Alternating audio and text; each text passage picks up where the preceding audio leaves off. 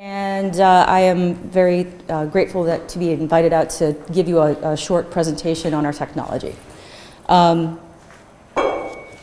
going to cover a little bit about all of our sequencing platforms. Hopefully you're at least passing familiar with our SBS technology. I'll talk a little bit about some of the newer chemistry we've developed, the two-color chemistry on the NextSeq, which is, I believe, the instrument you're going to be sequencing your libraries on. I'll also talk a little bit about Exclusion Amp, which is what we have employed on our pattern flow cell technology. So over the years, and I'm kind of an old timer, I've been with the company a long time. Over the years, we've really made some advances in the sequencing. So when I first joined the company, we had launched the GA1, and you were getting like a 1G output, so we used to call it the 1G, right? So you would get 1 gigabase of sequence in one experiment, and that was pretty exciting. But over the years, what we've been able to do with advancements in our technology, increasing the throughput, and increasing the turnaround time, we've been able to drive the cost and the yield of data out until finally we're getting to the point where it's also less expensive to generate a whole genome. So, and with the launch of our HiSeq X10 platform, just last year, we've actually broken the $1,000 genome mark. So that was a pretty big corporate initiative that we had, and we were very excited to be able to drive the cost of sequencing down. So a couple years ago, we had sort of two bookends on sequencing platforms. We had the MiSeq on one end, and we had the HiSeq 2500 on the other end. And that allowed us to address sort of almost like a desktop or benchtop sequencing market with the MiSeq, very low cost, very quick turnaround, but lower yield. And on the other side, you had sort of more production environment with the HiSeq 2500. But we got feedback from our customers saying, we like the advances you've made in technology on the HiSeq in terms of the ease of use and the quick turnaround time. When are you guys going to launch like a HiSeq 500 or something sort of in the middle? So essentially that's what we did. And we dropped the NextSeq out. The NextSeq provides a nice sort of intermediate point in terms of output and yield, and with the same ease of use in terms of sample loading and system setup, as well as the quick turnaround time you're accustomed to with the MiSeq and with the HiSeq Rapid Run. And then, of course, we also wanted to push the envelope a little bit farther and push the high output with the HiSeq X10, which again utilizes the sort of like pattern flow cell technology in order to enable population sequencing in a more cost-effective fashion.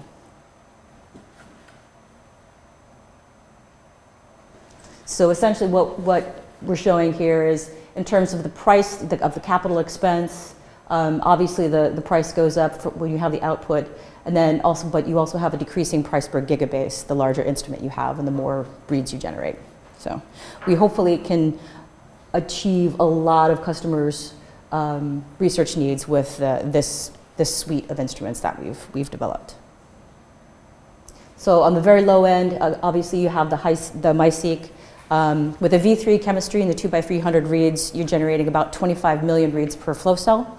And the maximum read length on a MiSeq V3 is 2x300, so that's 300 bases in the forward and 300 bases in the reverse. With the NextSeq, the maximum output is 400 million reads, and 120 gigs of sequence, and the maximum read length is 2x150. The 2500 at the high output range, you can get about 4 billion reads, and close to about 1T with the V4 chemistry. But again, with a HiSeq X10 platform, it's closer to 6 billion reads and tremendous amount of data output.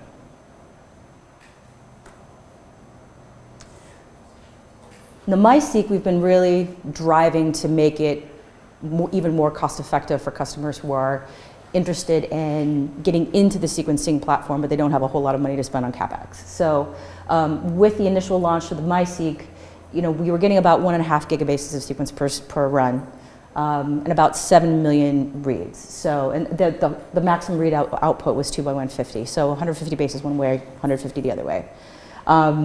And that actually was really exciting for a lot of folks who were doing targeted resequencing. Some folks who were doing, my customers at that time were doing, sort of de novo sequencing of bacterial populations. And it was great, it was cost effective, and they could actually put a sequencer that made sense in their lab, but they needed more, right? So we pushed forward. We launched the V2 version of chemistry shortly thereafterwards, where we drove the output up to 8 gigabases, which, hooray, we were excited. And went from 7 million reads to 15 million reads. And what we did about there is, number one, we increased the speed of the chemistry. So the MySeq is a very small platform. It's got very small fluidics. Everything heats and cools really rapidly, and we push the envelope in terms of the chemistry in order to really sort of take advantage of that and just see how fast we can make the chemistry go. The other thing that we were able to do is we enabled dual surface imaging. So what does that mean?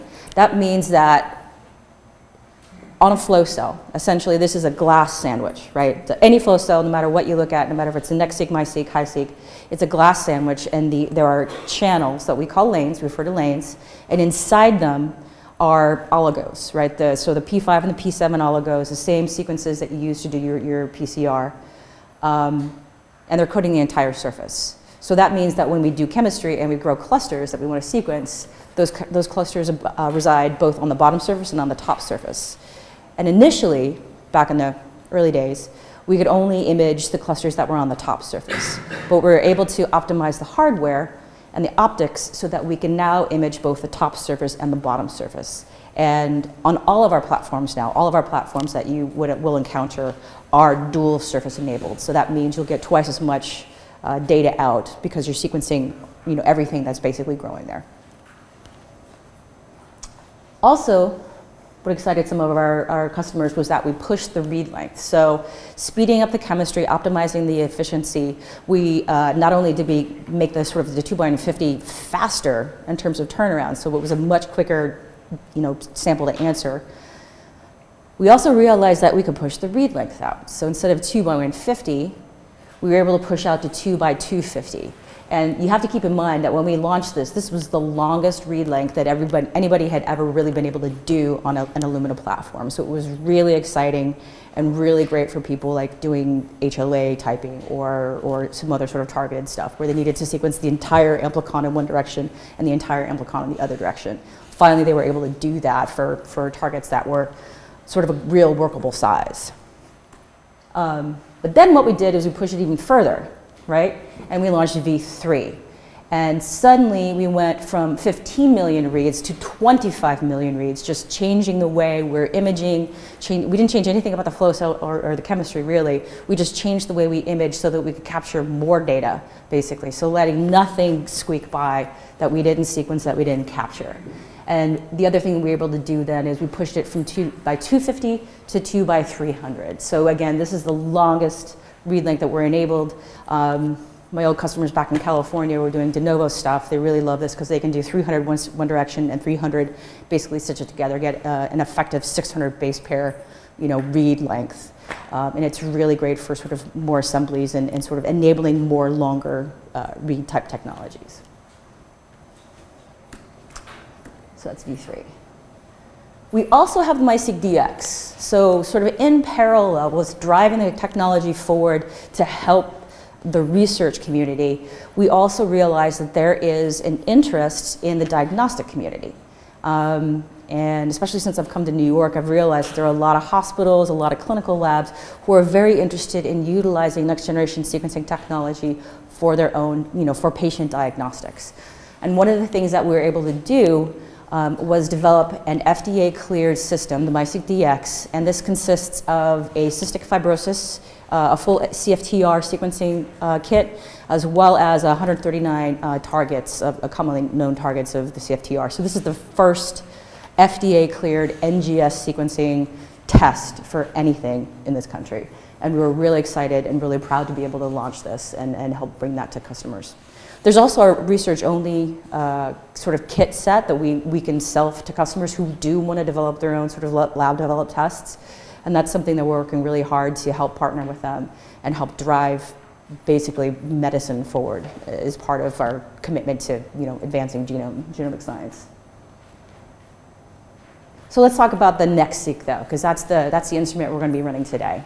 As I said, we launched this after the MySeq and after the 2500 because we realized that there was a need, right? So 25 million reads on one side and then like 1 billion bases on the other side. So there's kind of this little gap in the middle where we still had customers telling us, you know, if I have this Rna expression, I have this like exome experiment that I want to do, but I'm going to have to run like 10 MySeq flow cells just to get it done, or you know, like a half a high-seq high-output flow cell. It just doesn't make sense, right? So I'm going to have to go to another platform, and we hate to lose business to another platform. So it's easier for us to develop technology to help kind of capture that and enable that. And that was the NextSeq, right? So some of the nice things about it is that we have we've evolved SBS, right? So SBS stands for sequencing by synthesis, right? So it is it's really kind of conceptually very simple. You've got a polymerase, proprietary. We developed, our very, very smart biochemists in Chesterford in the UK developed it. And we also have 4 bases which are reversibly terminated. That means you add everything in a master mix, everything gets incorporated simultaneously, so you're literally in parallel sequencing millions and millions of different polymerase reactions at the same time. But because you only incorporate one, you can actually discriminate and take images every cycle and determine which base was incorporated in which cluster, which strand. Now traditionally we use what's called 4-channel SBS. So literally every single base has its own floor. They're all reversibly terminated, and so we have a very complex and beautifully elegant system of optics on all of our sequencers in order to both excite those floors and then selectively detect those 4 floors. So it's great, and our engineers are amazing and they're fantastic, they're brilliant people. But if you have 4 channels, you've got to take 4 images every single cycle, right? And that's fine and dandy if you're sequencing on a MySeq and you know, you've only got literally a square area about that big.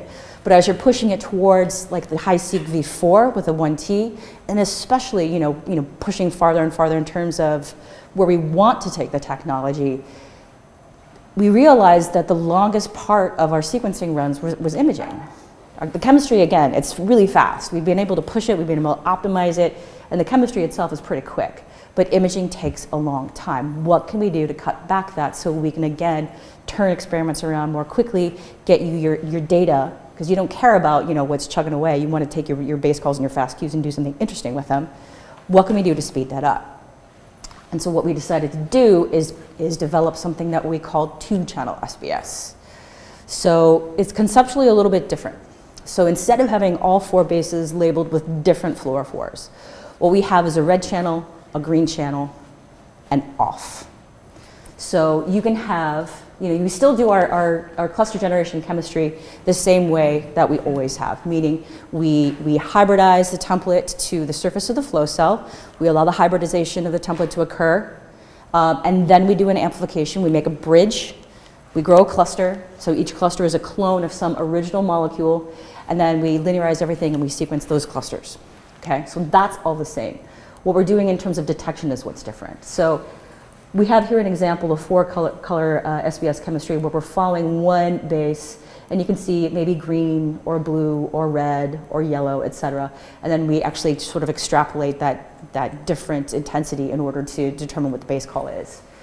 With 2-channel, what we have is C is labeled only in red, T is labeled only in green, A is labeled in both, and G is labeled in neither. And so what we do then is we actually sequence everything, right? So here we are actually base calling per cluster.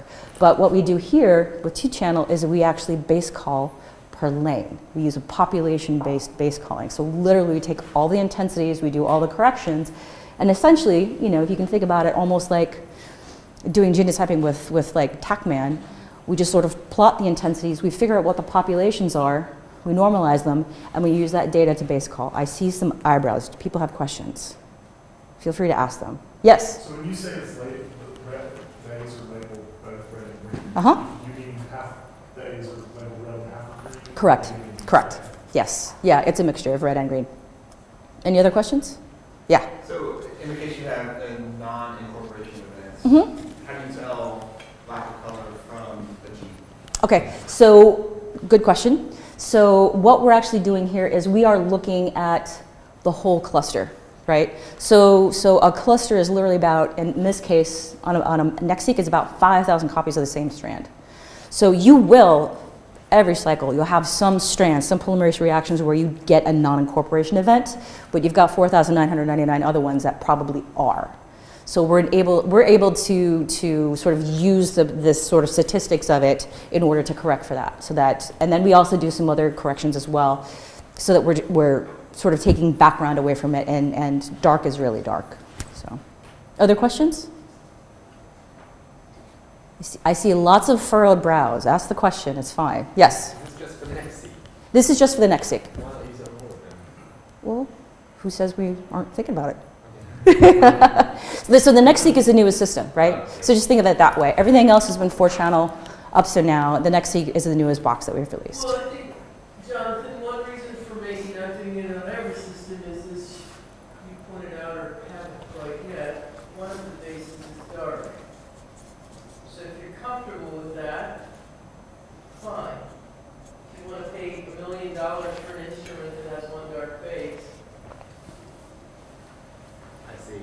yeah. Yeah. So, you know. Well, I mean, I guess it depends on what it is that you're trying to sequence, right? If No, you, it really doesn't. It depends on whether you're confident in having the absence of signal be a base. That's what it comes down to. So I'm what, personally not comfortable with that. okay. So what is the downside of having a black what's the downside? base or a dark base? You tell me.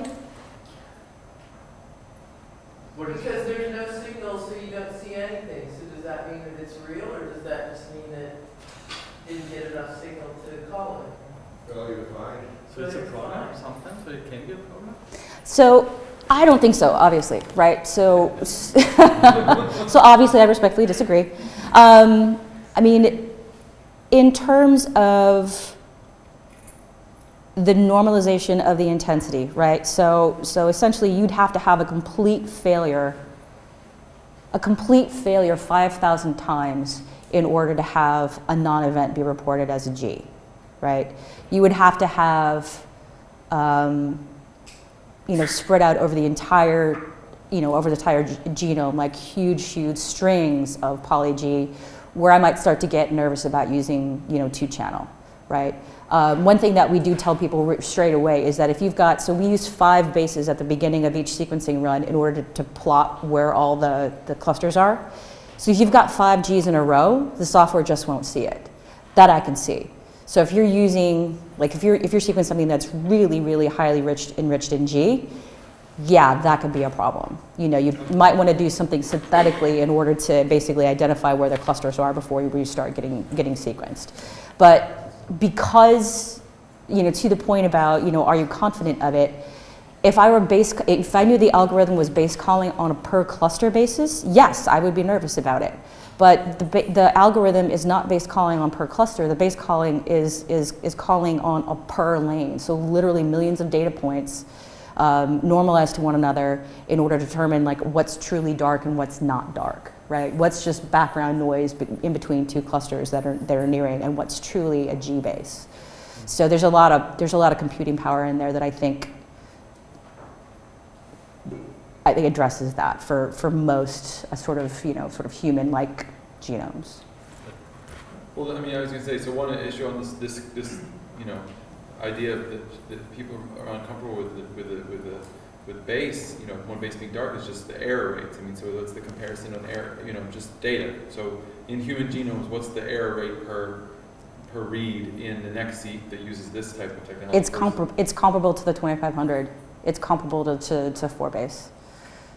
I mean, you should be able to figure out a lot of this using just statistics, right? I mean, Yeah. so if you're saying that you've got a cluster of 5,000 strands, Right. just making up a number, and you probably know what the error rate of your polymerase is, Mhm. just because you can Right. test that experimentally. Right. So just if the probability of making an error is less than 1 in 5,000, whatever threshold of error would be needed to call a cluster dark and it shouldn't be dark, get a false yeah, that would be tremendously high. I mean, so there's sort of inherent noise in any Illumina system, well, in any system, any sequencing system. But the inherent noise in an Illumina system is what we refer to as phasing and prephasing, and that has to do with the polymerase. So a polymerase incorporating an incorrect base or falling behind or jumping ahead because it's failing to incorporate a base in one cycle, or it's incorporating more than one because there's an unblocked base. So we know that that rate of noise on the next seq is comparable to the 2500 and the MySeq, which is less than like 0.2% throughout the entire flow cell, essentially. So in terms of that inherent noise, it's no higher on this platform than any other platform. And you had a question? No, she behind you.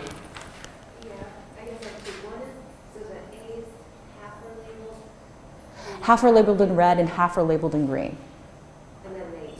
Yeah. So basically, when the clusters are formed, it's going to light up in both channels, right? So you're looking for on/off, if you think about it. Is it on in red, on in green, on in both, or off in both? It's almost binary.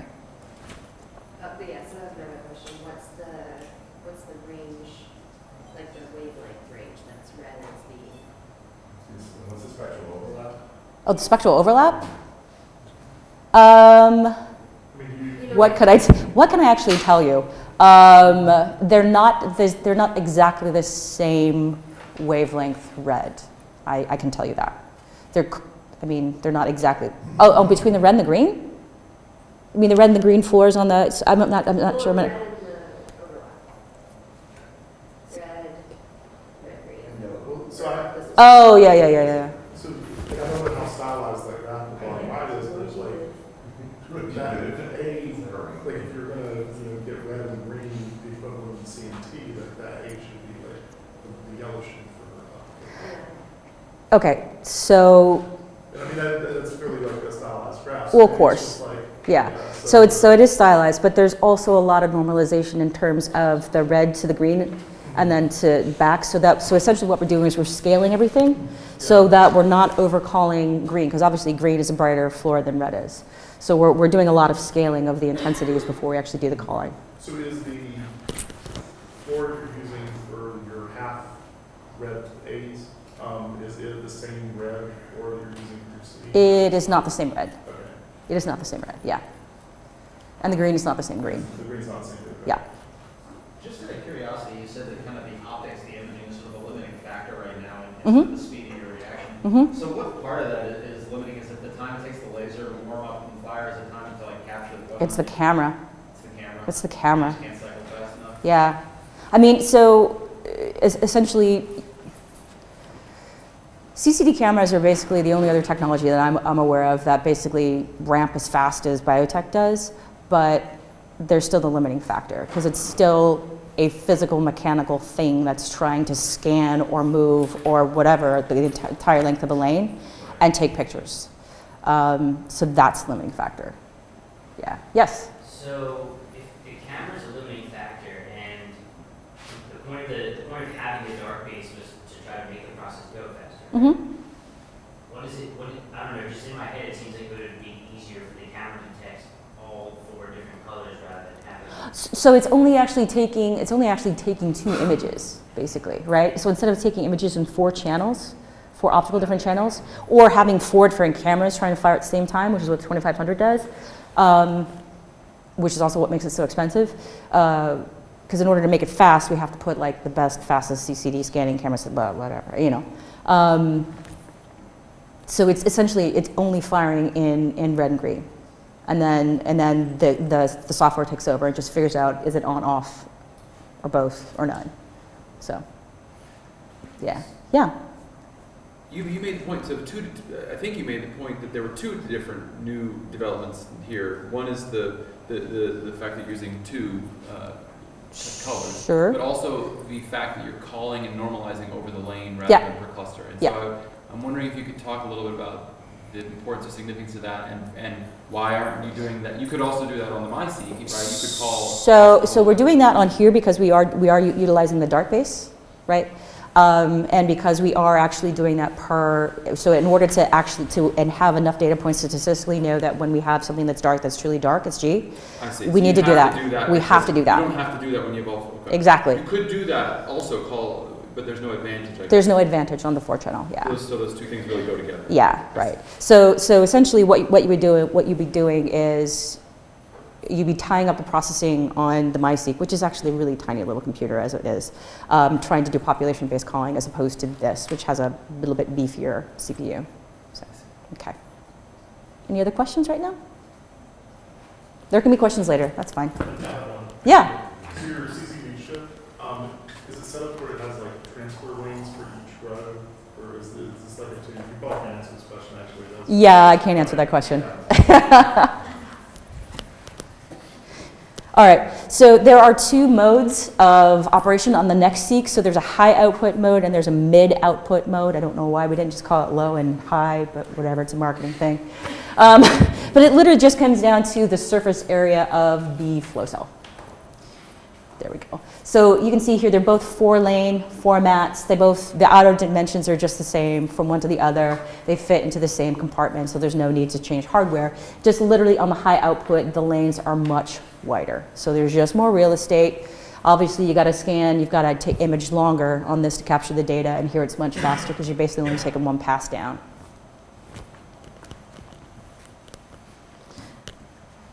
And as you can tell, it's pretty obvious the differences in terms of the output. So on the mid, we're generating about 130 million single reads per flow cell, and on the high, it's about 400 million single reads per flow cell, or clusters, I should say. But the read lengths are the same on both, up to paired 150. Everything else is just the same. We did make some improvements to the chemistry. We revved from V1 to V2 maybe about a year ago, I'd say, and we were able to improve the error rate in our 2x100, 2x150 testing here. So this is a V1 chemistry. This is a combination of some different library types, human, Phi-X, Bacillus, E. coli. And then, looking at a similar type of data, looking at the V2 chemistry. So we were able to drop the error rate almost in half, looking at Phi-X. The Q scores, we're able to bring the mean Q score at the end of the 2x150 up to 87, almost 88%. And while maintaining the same sensitivity and precision for SNV detection. Is that high output or mid output? This is high output. Is there a difference? Actually, so the differences in terms of error rate you'll see has to do with read length, and both high and mid have the same maximum read length. Okay, moving on. For those of you who may be slightly shy about analysis, about getting in the command line and typing Linux commands, we have enabled some cloud-based analysis solutions. So easy, even a postdoc can do it.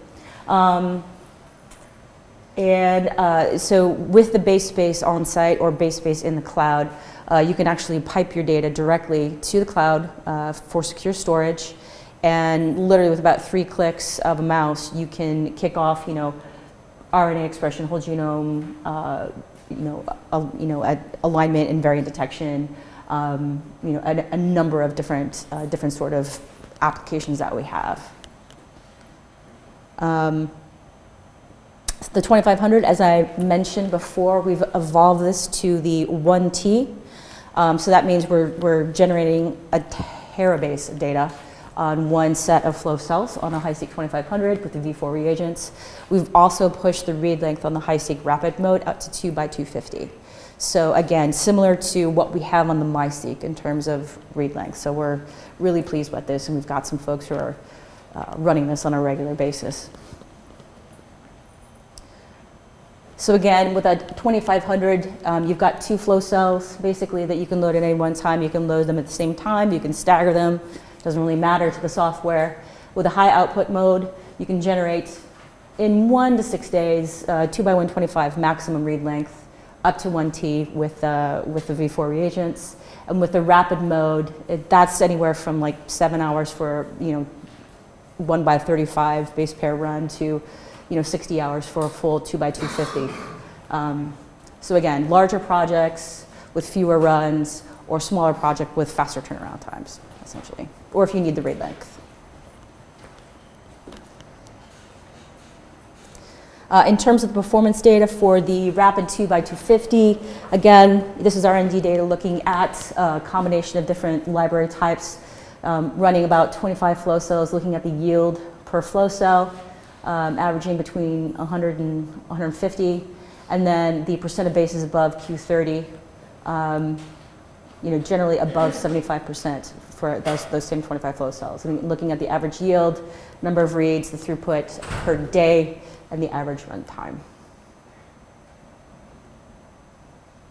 The HiSeq X10. So this is sort of the big daddy of all of our sequencing platforms. So it's literally a 10-instrument installation, essentially, with the idea of pushing through a massive amount of human genomes, whole genomes, in the shortest amount of time. So this is also utilizing a pattern flow cell technology with exclusion amplification, and incredibly fast chemistry and incredibly fast optics.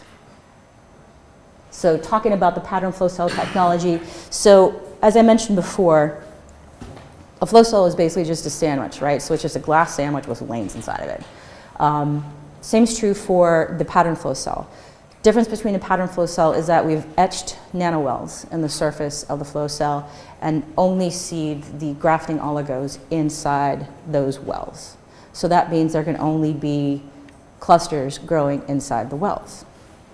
So this allows us to do a couple of things. It optimizes the density. It allows us to optimize how big the clusters are going to be, so they're the best size for our software to detect, our optics to detect. And it also makes sure that we can define exactly how far apart they are. Again, that makes it easier for deconvolution of the data and processing. So I have a quick question. Mm-hmm. So is this like a turf system, or are you hitting it with a laser and you get like internal reflection in the glass? And okay. Nope. So It is not what's turf. the light source for your excitation? Is it a laser? Yeah. Is it okay? Mm-hmm. Yeah, red and green lasers. Yeah, and it's epi illumination, same as the other stuff is. We haven't used turf since GA. Okay. Yeah. So we're just sort of looking at a colorized version of what a pattern flow cell versus a random flow cell would look like. So, and here we've got defined features with ordered spacing, and on random we've got undefined features with random spacing. So there can be multiple different sizes of clusters. They can be, very different sizes apart.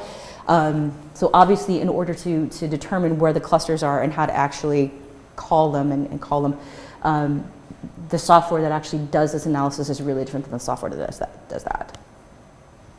So one thing that we're able to do then, instead of trying to determine where the clusters are and having this sort of long process of using 25 cycles of bases, for example, just to start figuring out where you can start extracting intensities, that happens at cycle 1, because you know exactly where the cluster should be, and the processing is a lot faster.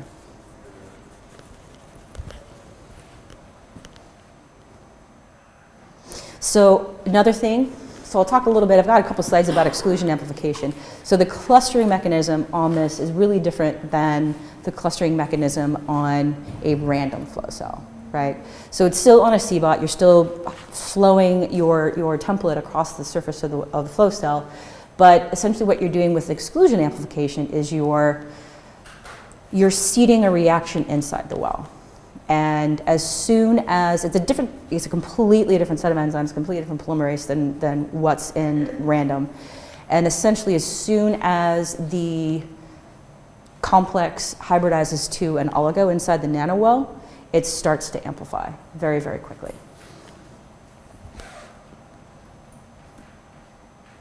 All right, so it also simplifies things, exactly where the software knows exactly where to look in terms of where the features are, so it's much faster image analysis. So the first thing that has to happen in order to start calling bases, that's much more simple.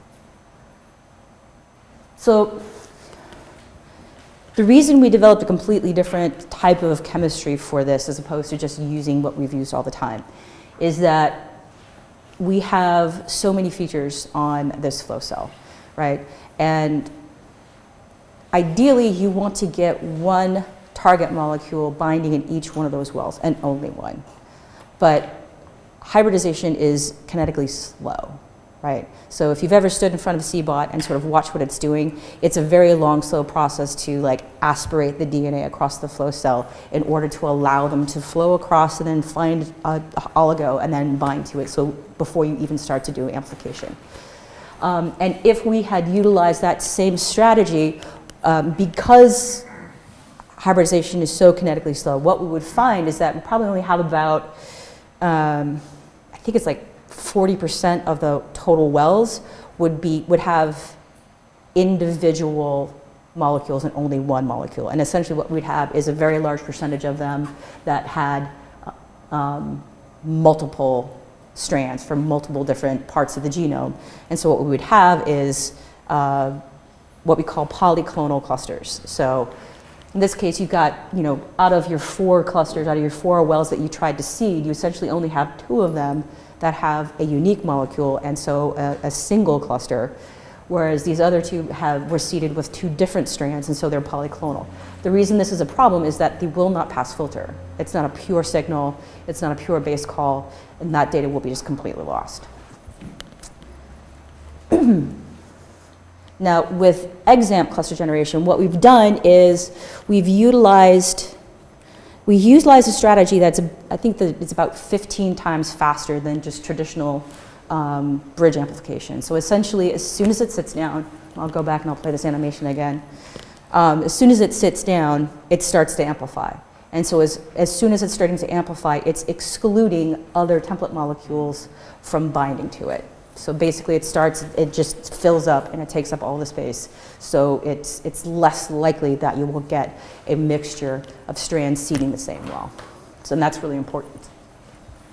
As Vince mentioned earlier though, you can get situations where if you're using a very long insert, for example, or some other times you overseed, you can get what we call pad hopping.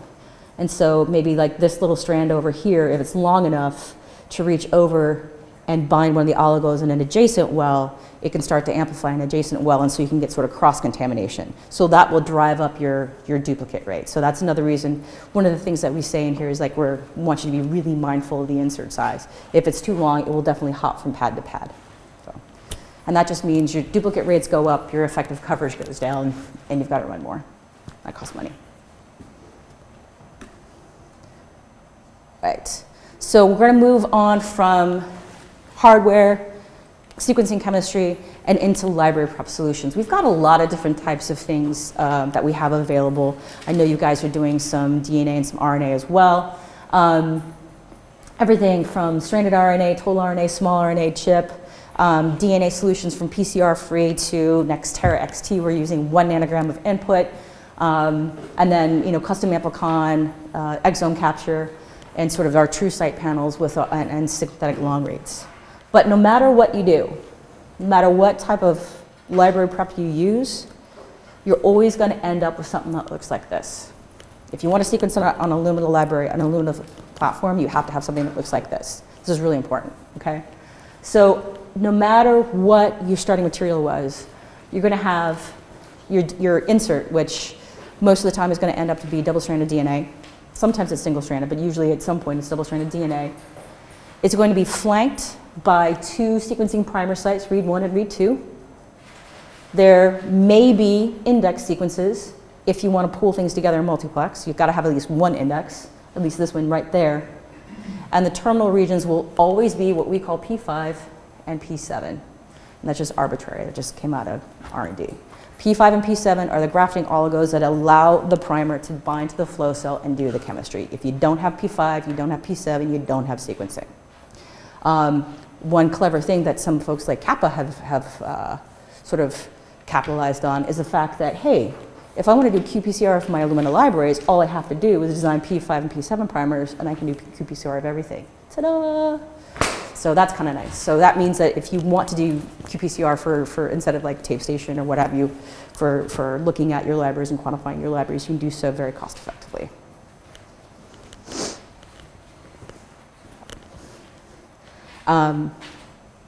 Yeah. And just a brief slide looking at some comparison, different sample prep comparison types. So for whole genome, types of strategies, that's anything from just basic sequencing of some sort of genomic DNA. Usually you're aligning to a reference sequence. Sometimes you're doing de novo. Maybe you're doing genotyping by sequencing, for example. And you have enrichment strategies where you aren't sequencing the entire genome, you're sequencing a subset of the genome, usually by doing some sort of hybridization capture. There's small genome or plasmid type sequencing experiments where you need to handle small genomes, multiple like high multiplex sequencing and pooling. And then there are amplicon strategies, which you're basically amplifying up, PCRing up really specific defined regions of interests and then pulling them together and sequencing usually all the pools of all the targets at the same time. That's just sort of like a really brief sort of high-level application summary of different strategies people use. So, and then there's like, mix and match and homebrew and all kinds of fun stuff like that.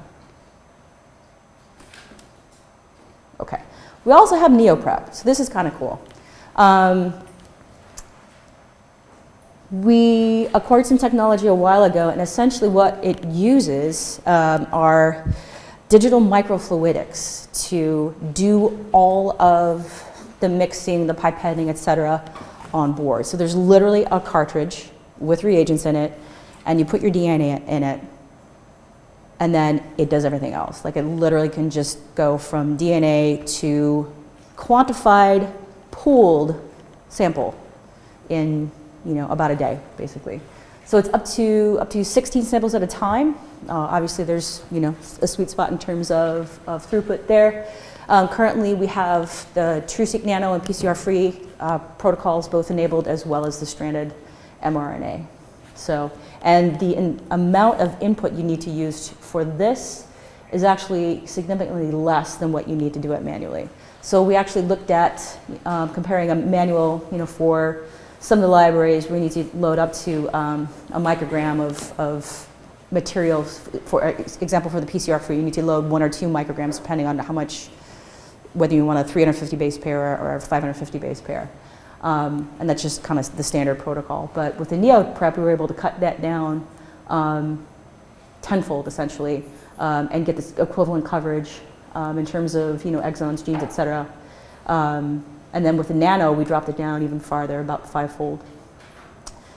Same thing in terms of the 350 as well as the 550 base pair inserts in terms of coverage and single nucleotide variations in indels. So that's with the DNA. What's that? Are the manual libraries prepared in the hands of capable people, or? Well, I hope so. They're Illumina R&D. Yeah, yeah. Yeah. So I didn't know if there was any potential for bias. No. I mean,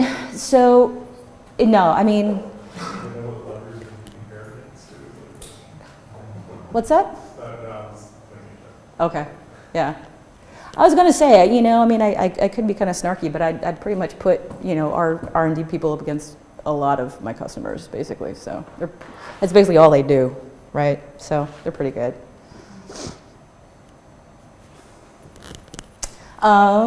So that's with the DNA applications. With the RNA, did the same sort of an experiment looking at 10 nanogram versus 10 nanogram and replicates of the NeoPrep, just doing replicate libraries, looking at expression, and then looking at 10 nanograms in the NeoPrep versus 100 nanograms of a manual prep.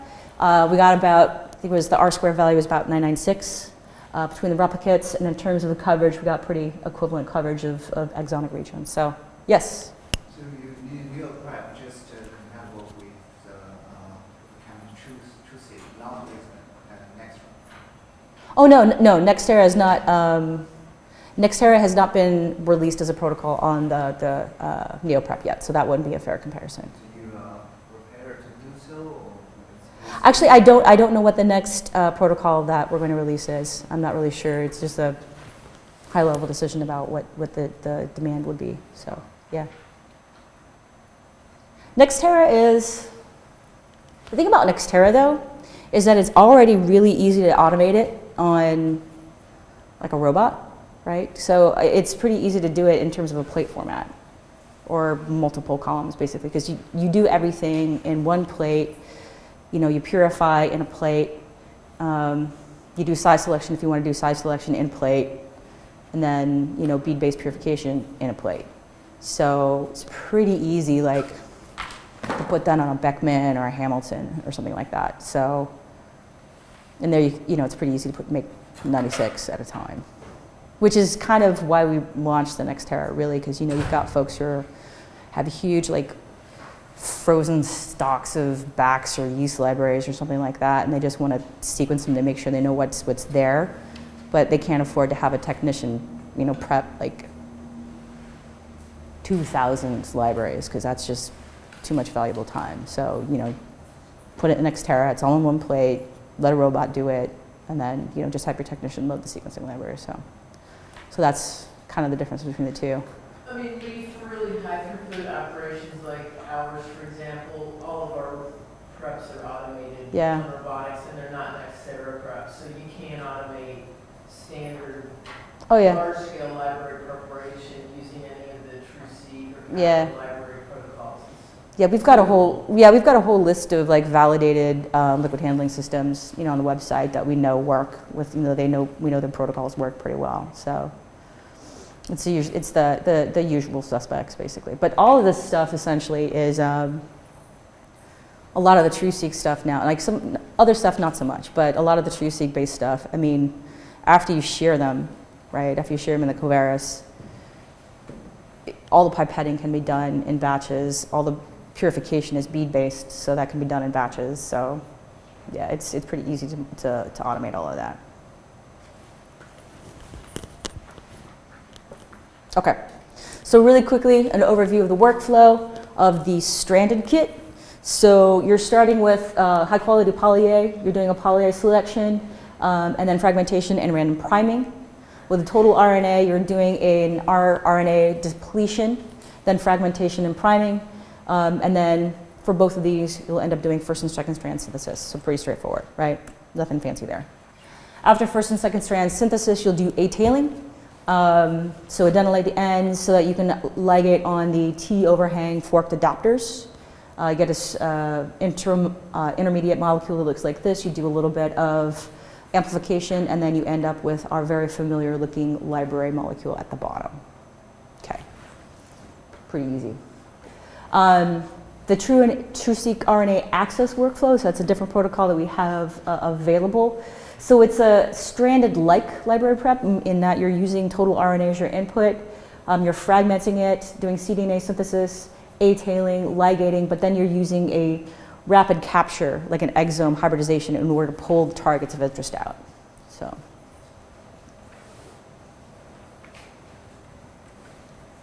And then we have the targeted RNA expression, which is my favorite Illumina acronym, or TREX. In which case, essentially what you're doing is you're starting with your region of interest, you're defining primers, upstream and downstream primers of areas that you actually want to sequence. You're doing a hybridization extension reaction, and then doing some amplification in order to complete the rest of the library. Pull everything together and sequence it. And then the small RNA workflow, again, you're starting with total or purified small RNA. You ligate on an adapter on either end, 3' ligation and 5' ligation. You do an RT-PCR in first strand, PCR, and then GIL purify to get your final library. Not rocket science. Any of this stuff is not rocket science. It's basic molecular biology. So we have, again, so with the NextSeq, we do have integration with base from library prep, defining what your samples are, what kind of adapters you're going to put in on them, to sequencing, so automatically streaming the data up into the cloud, and then downstream doing the analysis to get what the real answers are. So in this case, you've got sample management, using the prep tab to create a sample in library and base. It's ready for sequencing. You log into your NextSeq, the run is ready to go, sequence it and upload it to base. Your BCL files are transferred automatically and then generated into the FASTQ files. And then kicking off an application, boom, usually within like a few hours or a day, you have, your final answer. So what does that look like? So either on the cloud or on site. We've got a series of core applications for analysis. So everything from enrichment, whole genome sequencing, long read, phasing, and amplicon, methyl sequence 16S. So we've got this rapid capture. So these are for the rapid capture type enrichment libraries. Whole genome sequencing, long read assembly and phasing analysis for the synthetic long reads, and then amplicon sequencing over there. Cancer sequencing for tumor normal, metagenomics over there, and then ChIP-seq over there. So we'll Or have a methyl sequencing. tutorial later from Frank on Yes, you will. Yes, you will. So for example, for RNA analysis, within the base core apps, we've got top hat and cufflinks. Your data gets directly input into the cloud.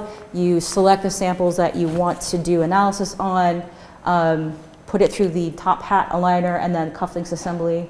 Or you can use Rna Express, which is a little bit faster, streamlined. But we also have the small Rna workflow as well as the targeted RNA application for the TrueSeq targeted RNA. Yeah, I have a quick question. sure. How does this work from a standpoint? So basically, you have to license the top hat software from the university or from somewhere, and then you put it on your web page in BaseSpace, and then we have to pay to use the software. Or No. How does this work? Or is it? This is free. Is it all free for everybody? This is free, yeah, yeah. I mean, so a lot of the core applications are just basically, they're freeware anyway, and they're commonly used applications, so we didn't necessarily have to pay. There are companies who have written applications, and you would need to pay them. But I thought it's like GATK, that it's free for academic users, but when you use them for No, well, it's still academic use. Yeah, it's still academic use essentially, right? So basically all we did is we worked out the business end with them so that essentially we're just hosting it and making it easier to use, kind of putting it in a cloud, and just made sure it works really well in the cloud, basically. Yeah. Do you have to pay for the server to run it? Nope. And you don't have to have a machine? No, if you have your FASTQ files from a sequencing run, you can upload them, and you can do analysis. Basically, anybody who has, if you've registered like a My Illumina account, essentially, so in order to like download protocols and things like that, you've got free access right now. What's the usual turnaround time between like uploading a FASTQ file and getting back? So upload, I mean, obviously that depends on your speed. I mean, it can take several hours depending on how many FASTQs you want to upload. But the analysis time, so like for top hat and cufflinks, I was doing a demo at a customer training. I think we had like 6 samples.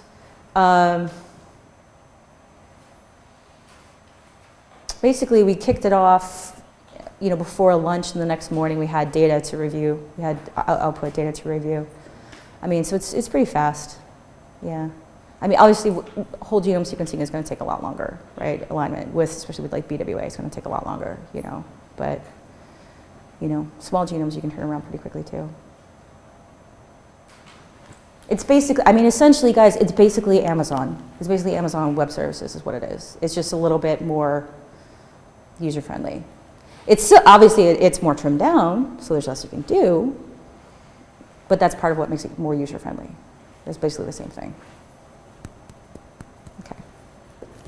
Okay. So the other thing that we've done is we have the native app engine. So if you have your own pipelines, that you've written or somebody's written for you, and you've maybe got an end user who's not so savvy, right? So some of my core labs have been interested in doing this. You can essentially use the native app engine to put your pipeline in the cloud and just tell people to upload their data directly to BaseSpace and then click here, click here, click here, get out of my hair.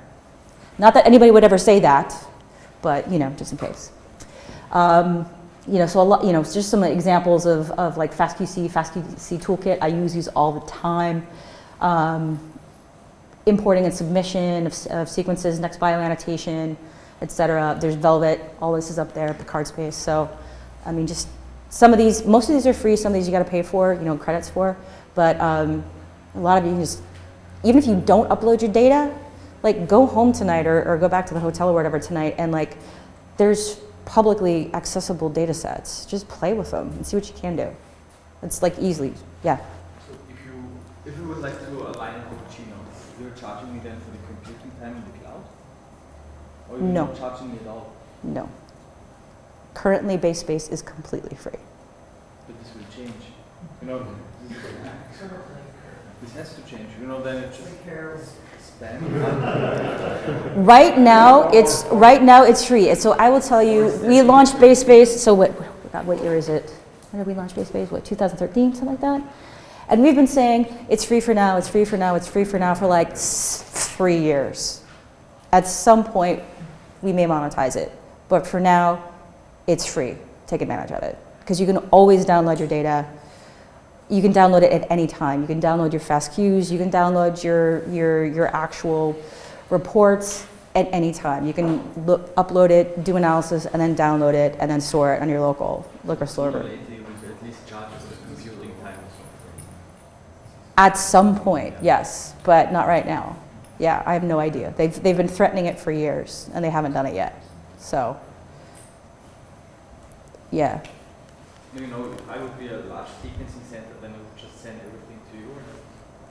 Well, it depends, right? So honestly, so large sequencing centers, typically have like the infrastructure to have huge like informatics teams, right? So like MIGC, they have a huge informatics team, right? WashU has a huge informatics team.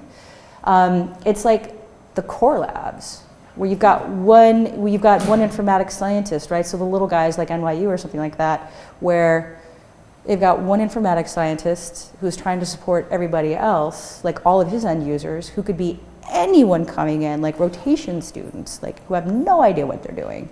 So, the idea there is like, yeah, no, here, put it in base space. I can show you. You don't need to know how to code.